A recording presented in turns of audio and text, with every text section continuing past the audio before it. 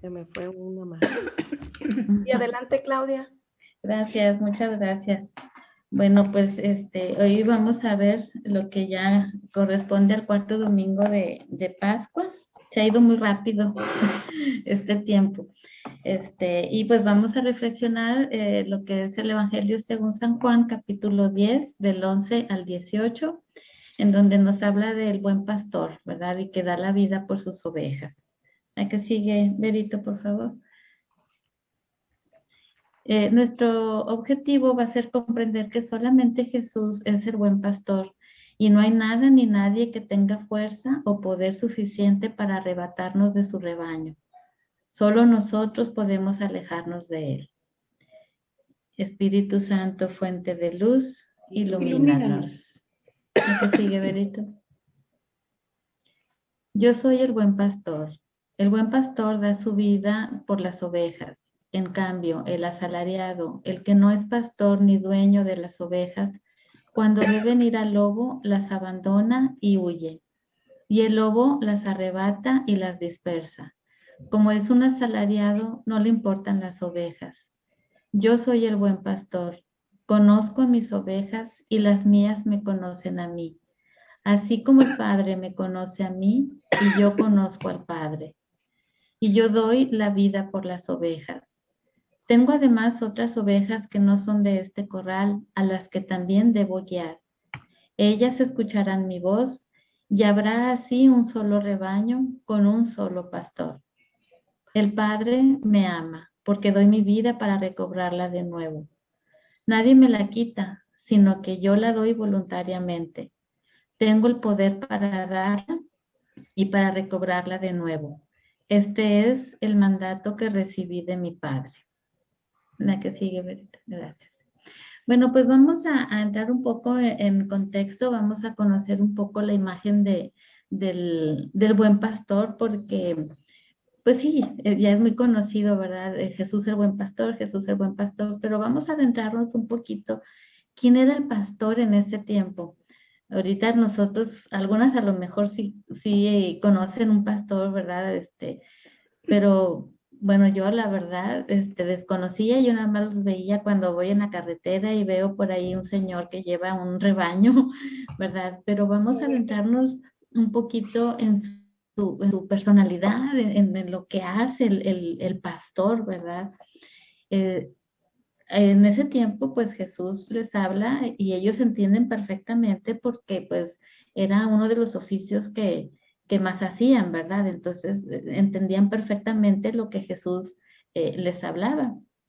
Entonces, el ser pastor pues era un hombre con coraje, ¿verdad? Con audacia.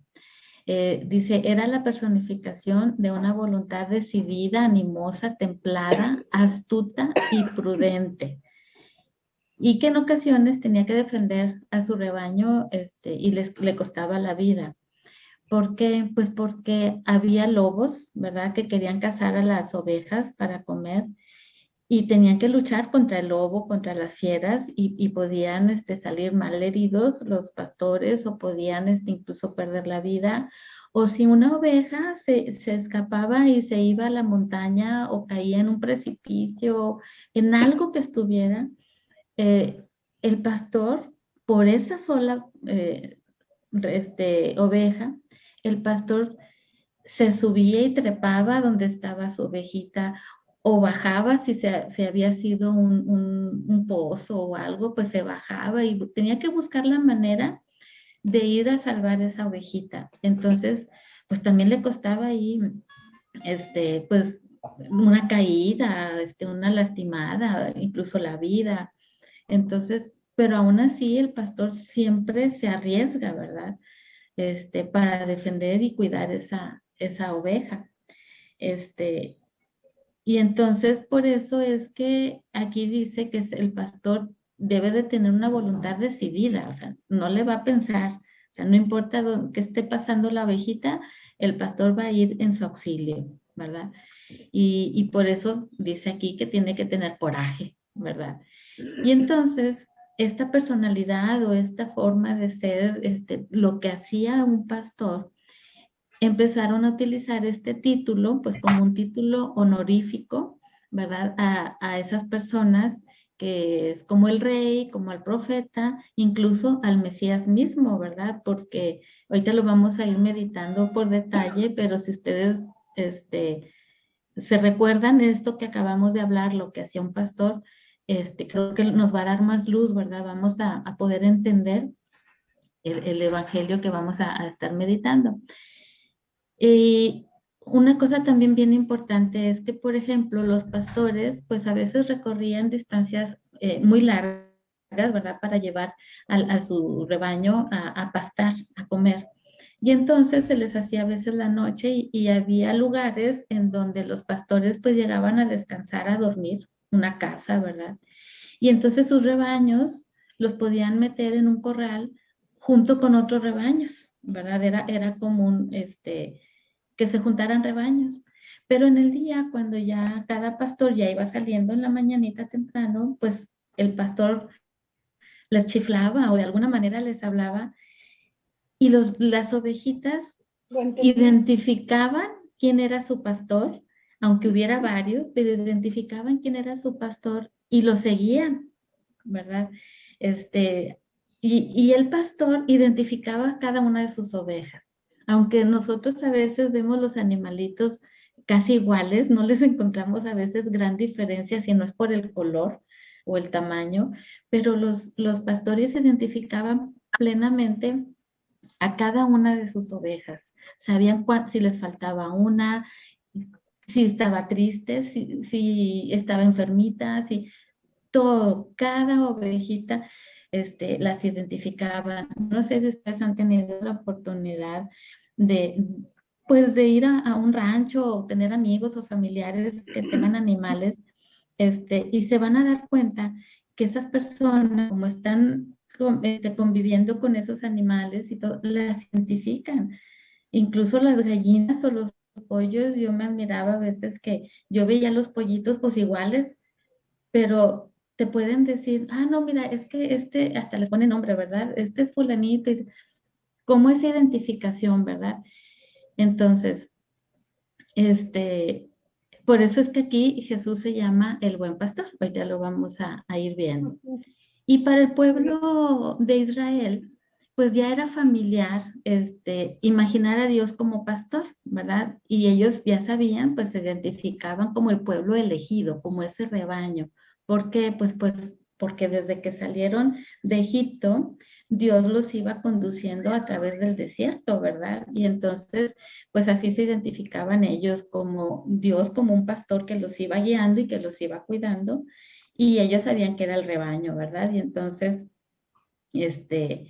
ya cuando viene Jesús, vamos a ver que ya Jesús se identifica como ese buen pastor que apacienta a su pueblo o a su rebaño, ¿verdad? La que sigue, Berito, por favor. Vamos a hacer la oración introductoria que dice, Jesús, tú te diste a conocer como el buen pastor, el que da la vida por sus ovejas, el que se entrega totalmente por ellas, las conoce y las ama. Señor, te pedimos docilidad para dejarnos guiar y conducir por ti como nuestro pastor y Señor, pues eres la fuente de nuestra vida. Que así sea. La que sigue, Berito, por favor. Entonces hablábamos aquí de que el pueblo judío pues ya había escuchado también de un Mesías, de un pastor que los iba a guiar, que los iba a, pues sí, a llevar a un mundo de justicia, ¿verdad? Que gobernaría aquí, como dice, con justicia a su pueblo. Y ¿por qué? Porque a través del Antiguo Testamento, si nosotros leemos, pues sabemos que varios de los profetas era lo que anunciaban, ¿verdad? Que iba a venir un Mesías, alguien que los iba a liberar, ¿verdad? Y que iba a ser de la estirpe de David. Entonces,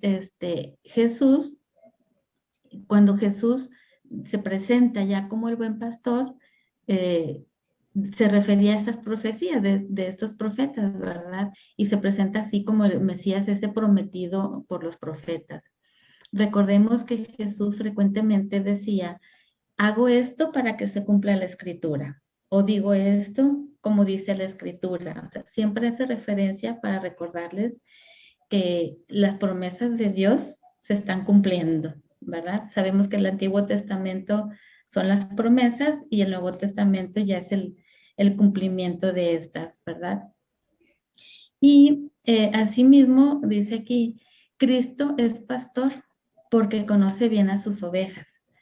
Es decir, que vive en perfecta convivencia con ellas, así como hablábamos ahorita, ¿verdad? Que el pastor conoce a sus ovejas, pues Jesús, Dios, nos conoce perfectamente a cada uno de nosotros, ¿verdad? Como por ahí dicen, no se cae un cabello sin que Dios lo sepa, ¿verdad? Ya sabe cuántos cabellos tenemos, por así decirlo, ¿verdad? Pero sí nos conoce a cada una de nosotros, incluso yo creo que a veces más que uno mismo, ¿verdad? Y dice aquí que vive en perfecta convivencia con ellas. Acuérdense que Jesús siempre trabajó mucho por esa convivencia, por ese, pues como juntó, por ejemplo, a sus apóstoles y los invitó a vivir con él, ¿verdad? No fue un Mesías lejano, al contrario, siempre cercano de todos. Cómo convivía con la muchedumbre, ¿verdad? Con todo mundo, era una persona cercana a todos, sobre todo pues al más necesitado, ¿verdad? Dice que, y este conocimiento mutuo entre el pastor y la oveja, pues es establecido entre él y su rebaño, es decir, este conocimiento, esta relación entre el pastor y el rebaño, que es Jesús y todos nosotros. De esta manera es que Él nos puede revelar el mensaje o a Dios Padre, ¿verdad? El conocimiento de Dios Padre. Por ejemplo, cuando Felipe le dice a Jesús, ¿cuándo vamos a ver al Padre? Y Jesús le dice, Felipe, tanto tiempo que tengo viviendo contigo y aún no me conoces, ¿verdad? Le está revelando esa unión de Jesús y el Padre, ¿verdad? Nada más que bueno, siempre aquí Felipe pues quería ver al Padre así como estaba viendo a Jesús, ponerle cara y cuerpo, pero son uno mismo, ¿verdad? Nada más que bueno, a veces no lo comprendemos, pero este, este pastor que es Jesús es así como nos revela a nosotros, sus ovejas, nos permite conocer al Padre, nos manda su Espíritu para conocerlo a Él también, a la Santísima Trinidad, ¿verdad? Y entonces aquí dice que Jesús es también el buen pastor porque ha sido enviado por Dios a la búsqueda de todos los hombres, de todos. Aquí en el Evangelio acabamos de escuchar que Él se refiere a que hay ovejas que se han salido de su rebaño, ¿verdad? Y que viene a juntarlas para que haya un solo rebaño y un solo pastor, ¿verdad? Entonces, pues nosotros sabemos que así es. Hay muchas ovejas que no están en este rebaño, en esta iglesia católica, la única iglesia fundada por Jesús, no fundada por sultano perengano, sino estamos en la iglesia que fundó Jesucristo. Y entonces, pues poco a poco las ovejas se han ido esparciendo, pero Él vino a salvarnos a toda la humanidad, sin distinción alguna. Él dijo, pues murió por los hombres, no murió por los católicos, no murió solo por los judíos, no murió por todos los hombres, ¿de verdad? Y entonces esa es la búsqueda de Jesús, ¿verdad? Eh, pues traer a todas las ovejas. Y luego aquí les quisiera compartir lo que San Crisóstomo, cómo explica este evangelio que nosotros acabamos de leer. Dice, como ellos se habían confabulado muchas veces para matarle, les dice que sin su voluntad todos sus esfuerzos serían estériles. Y sigue diciendo Jesús, yo tengo tal poder de librar mi alma, que nadie puede quitármela contra mi voluntad, y poder tengo para volverla a tomar. Prueba de ello es su resurrección. Pero para que al verlo morir no pensasen que su padre le había abandonado, añade, añade Jesús, este mandamiento recibí de mi Padre. Esto es de poner mi alma y volverla a tomar. Entonces, aquí nos damos cuenta que Jesús tiene el poder de, de dar la vida, volverla a tomar. Aquí está la resurrección. Así es que cuando lo apresan a Jesús para matarlo, para sufrir la pasión y su muerte, Jesús hubiera podido zafarse de los soldados y salvarse de eso, ¿verdad? Sin embargo, Él se entrega voluntariamente por nosotros. Y acuérdense la oración que hizo al Padre. Señor, que no se haga mi voluntad. Si es posible, aparta de mí este cáliz, pero que no se haga mi voluntad, sino la tuya.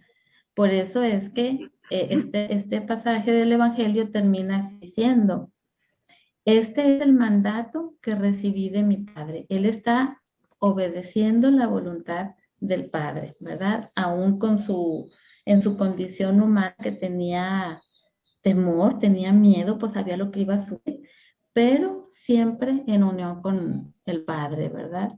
En la obediencia y la fidelidad al Padre. La que sigue, Berito, por favor. Y bueno, en la oración y contemplación, pues yo las invito a que cuando lo contesten y pongan ahí ese diálogo, eso es lo que quieren decirle a Jesús, de agradecerle primero que nada, ¿verdad? Por ese amor, por ser ese buen pastor que siempre ha sido con nosotros. Y pues también a lo mejor lo que cada una le haya dicho este evangelio, pero puede ser algo así como pedirle esa docilidad, ¿verdad? Ser esa oveja dócil, ser esa oveja que siempre tenga, que siempre sienta ese amor y esa paternidad ante el pastor, esa confianza de que ese pastor cuida de mí con amor y que siempre, siempre va a estar al pendiente de mí, que no me va a pasar nada, que, que él no quiera, ¿verdad? Y que siempre haya esa relación, porque acuérdense, como dijimos al principio, solamente nosotros somos los que nos podemos alejar de él. Él siempre está ahí. Y como las ovejitas, aquella ovejita que se va separando del rebaño, quizás se quedó separada por flojera, ya no quiso caminar, porque, no sé, mil cosas. Entonces, no ser esa ovejita, pero si somos, pues ya sabemos que Jesús nos va a rescatar siempre y cuando lo dejemos, ¿verdad? Y podemos resumir el mensaje de este evangelio diciendo, esto se encuentra en la primera de Pedro, capítulo 2, versículo 25. Porque erais como ovejas descarriadas, pero ahora habéis vuelto al pastor y guardián de vuestras almas. La que sigue, Berito, por favor. Y la acción, proyección, vida. Pues aquí son 3 puntos. El primero es pastoreando con Jesús, ¿verdad? Si nosotros como ovejas sentimos esa confianza real de nuestro pastor, sentimos ese amor del pastor, pues lo vamos a contagiar con las otras ovejas. Y entonces nos vamos a comprometer, digamos, a ser como un pequeño pastor ante otras ovejitas, ante nuestros hermanos. Por eso aquí dice que donde hay un hombre o una mujer que se compromete a fondo por sus hermanos, allí está el buen pastor. Creer, por lo tanto, en la resurrección de Jesús es aceptar este papel arriesgado de cuidar a los demás. Y ahí por eso, si recordamos y repasamos nuestras obras de misericordia espirituales, ahí estamos haciendo el buen pastor, enseñar al que no sabe y demás, ¿verdad? Otro punto es amar a Jesús de forma personal. Acuérdense que Jesús nos ama a cada uno de nosotros de forma muy personal, muy íntima, muy profunda. Sabe nuestro nombre, sabe de qué pie cojeamos, sabe nuestra debilidad, sabe nuestros gustos, sabe todo de nosotros, pero sabe también que nosotros lo amamos. Aún un amor imperfecto a lo mejor, pero nos conoce y nos comprende, ¿verdad? Y entonces, pues vamos a seguir haciendo este propósito de nunca apartarnos de él, de siempre seguirle y seguirle cada vez con más amor, con más verdad. ¿Y cómo lo hacemos? Pues no dejarlo de conocer, ¿verdad? La prueba es que ustedes están aquí y es una manera de conocerlo cada vez más y entre más lo vamos conociendo, más lo vamos amando. Y aquí, bueno, pues también sería bueno, pues ser comprensivos con nuestros hermanos, ¿verdad? Para que amar como Él nos ha amado, ¿verdad? Y Él siempre es comprensivo con nosotros, pues vamos a ser comprensivos con los demás. Y la vocación misionera. Esa es una vocación universal, una vocación para todos, no nada más lo pensemos para los que se dedican a hacer misiones, sino es una vocación de cada uno de nosotros. Dice que el Señor tiene además otras ovejas que no son de este redil. Jesús piensa en las que están fuera, esas que se han expiado y a las que es preciso ir a buscar y atraerlas al mejor redil, a la Iglesia Católica, ¿verdad?